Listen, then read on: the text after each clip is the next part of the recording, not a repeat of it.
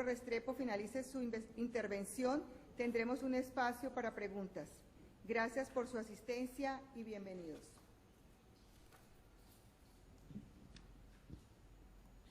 Bueno, muchísimas gracias por la presentación. Como decía ella, vamos a hablar de investigación, acción y específicamente de una de las variantes de la investigación-acción, que es la investigación-acción pedagógica. Hay varias vertientes que se han desarrollado desde que Kurt Lewin, un psicólogo social alemán, por ahí en el año 46, acuñó el término de investigación-acción, exactamente al término de la Segunda Guerra Mundial. Entonces vamos a hablar de investigación-acción pedagógica aplicada a la transformación de la práctica pedagógica de los docentes de todos los niveles. Quien mejor puede investigar la práctica pedagógica es el practicante de la pedagogía. El profesor de cualquier nivel no puede esperar que otro le enseñe cómo enseñar, ¿verdad? O investigue su función de enseñante, es lo llamado el practicante de la educación. Es el mismo practicante, o sea, el maestro en cualquier nivel, de preescolar al posgrado, el que puede investigar cómo es la mejor manera de enseñar y cómo puede ir cambiando y reformando su práctica.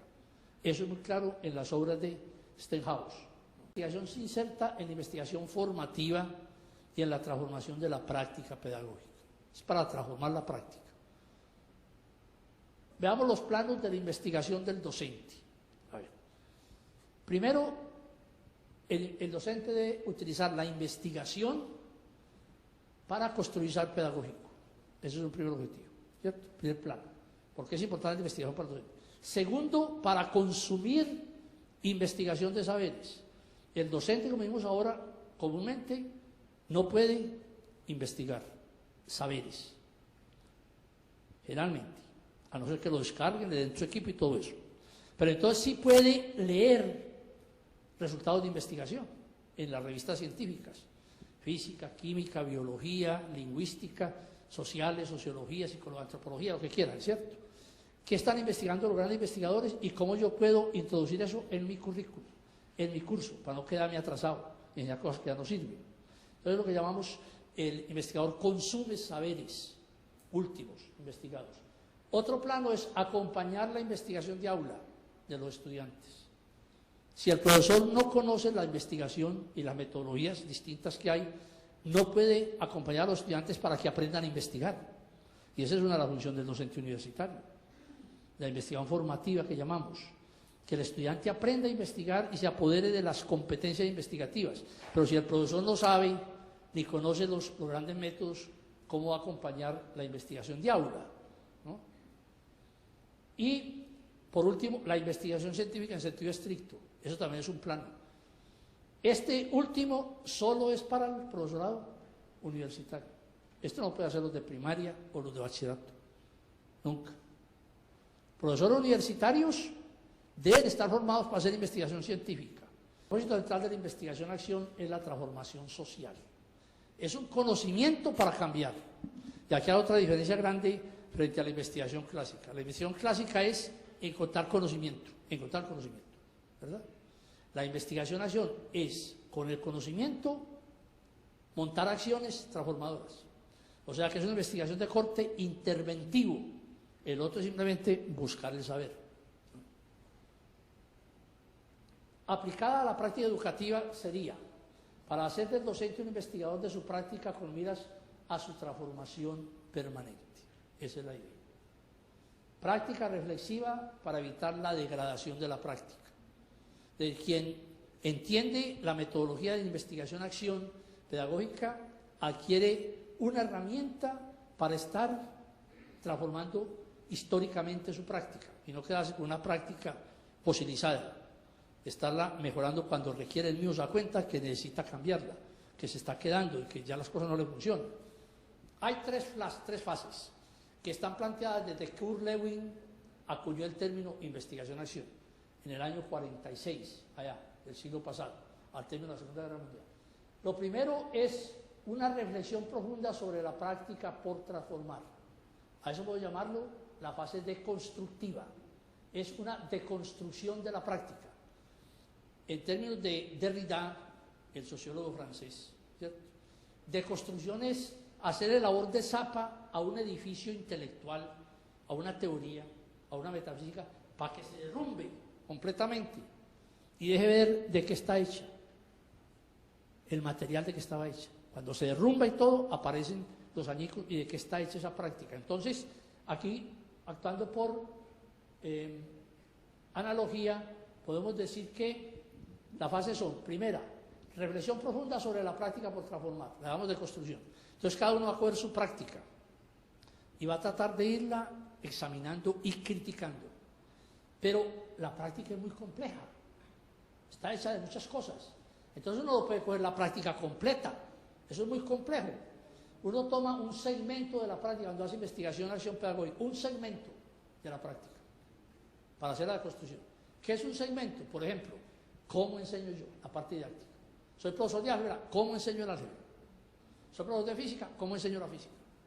Profesor de lingüística o profesor de matemáticas, ¿cómo enseño yo? La parte didáctica es un segmento. Ahí no se agota toda la práctica, ¿verdad? Tenemos que hablar de evaluación, que es otra cosa. Tenemos que hablar de la epistemología de mi saber. Tenemos que hablar de la relación con el estudiante, cómo trabajo con ellos, cómo me relaciono, cómo los formo, la relación con los colegas, la relación con las directivas, la relación con padres de familia.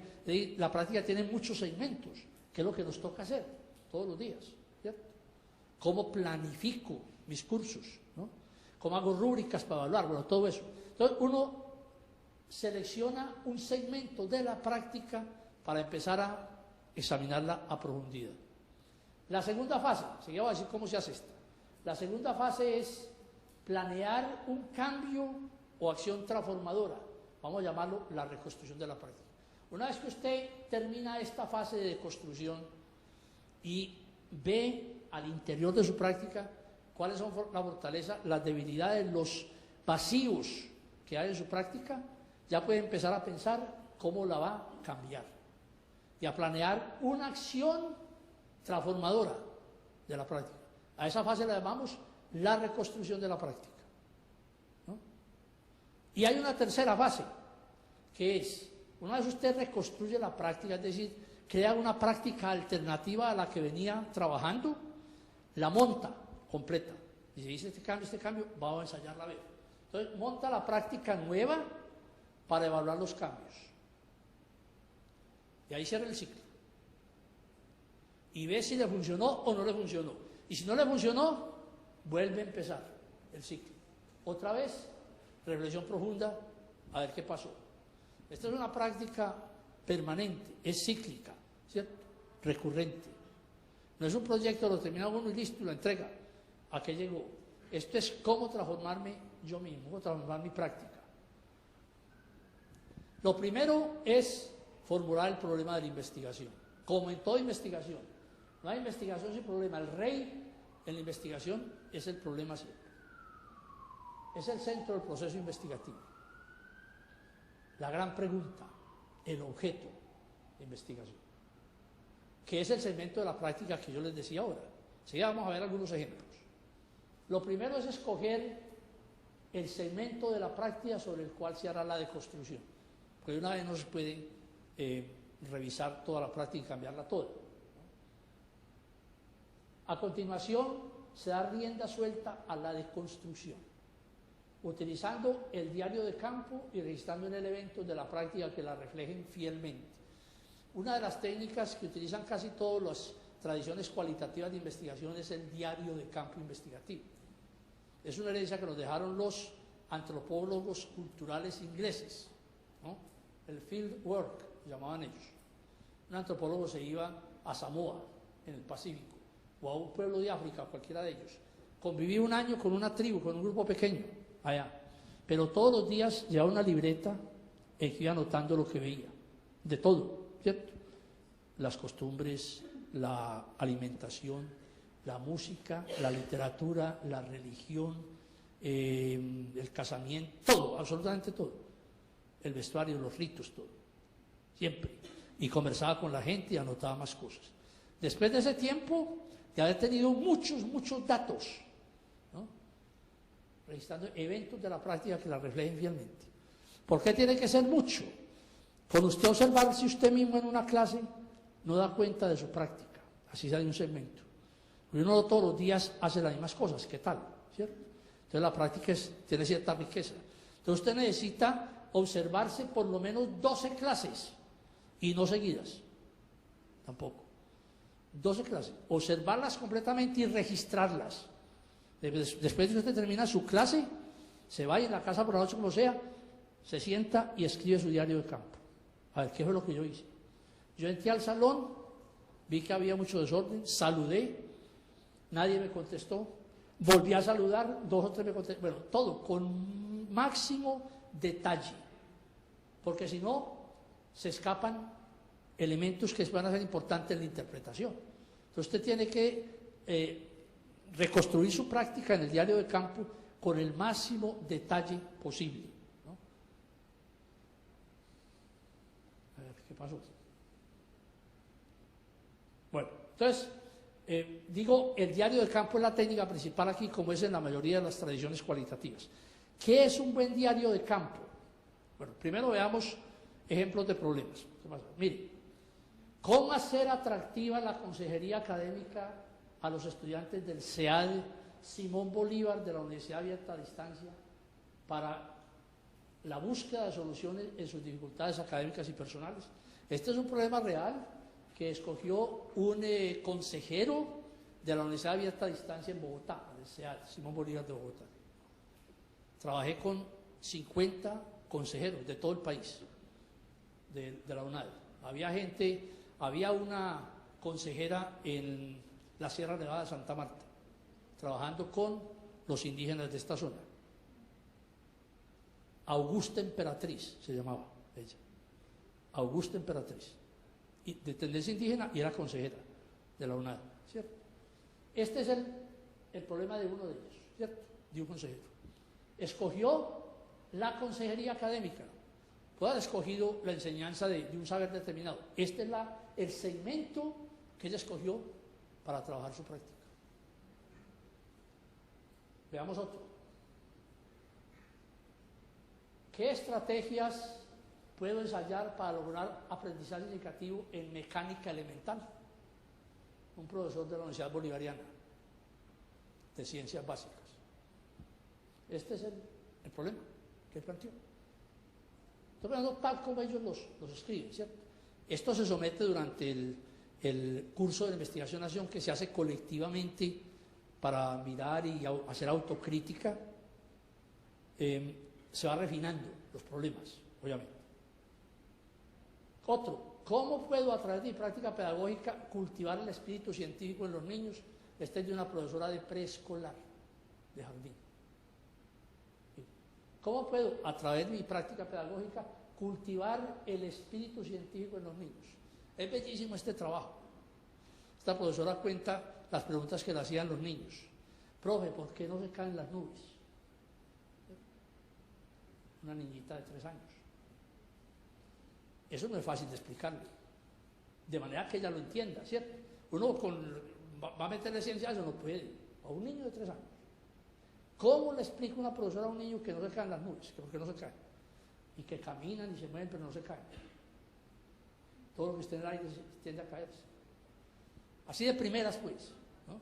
Entonces, tiene que salir mucha cabeza a la profesora a ver cómo se idea estrategias para explicar estas cosas científicas a los niños, pero de una manera que se entienda.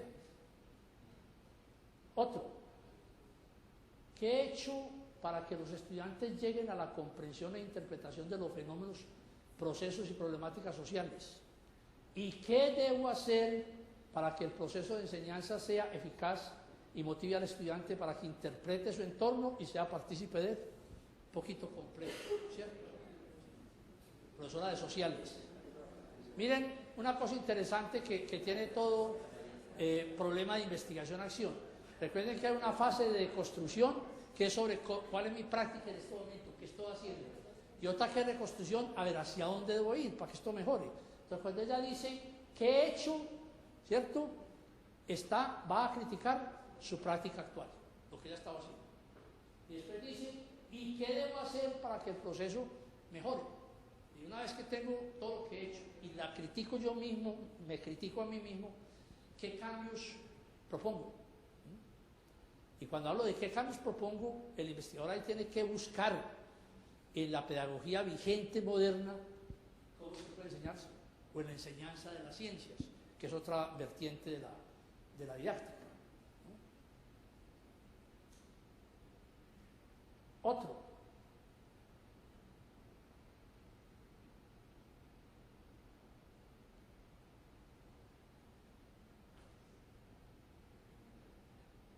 ¿Cómo estamos realizando las actividades de recuperación en el área de matemáticas en los grados sexto y décimo? ¿Y cómo pueden realizarse de modo que sean más productivas y creen menos caos a docentes, alumnas y padres de familia? Esto fue de unas profesoras del Colegio de Sumaría de Medellín, cuando empezó lo que se llama recuperación en los colegios o refuerzos, ¿cierto? Que es algo relativamente nuevo también. Eso no existía antes. Entonces hubo muchas dificultades allá. Ella presentó esta investigación, la terminó, al premio Compartir el Maestro, ¿no? Y quedó en el tercer puesto, le dieron 30 millones de pesos por esta investigación que hizo. Bueno,